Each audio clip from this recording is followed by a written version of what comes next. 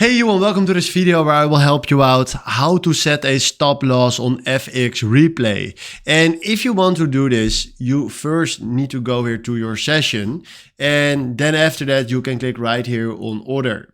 Then we go here to buy, and buy is fine. Market is also fine. We want a directly execution, and then select right here for how many lots you want to create your position. Then it's very simple because you can already see it standing right there. We enable stop loss.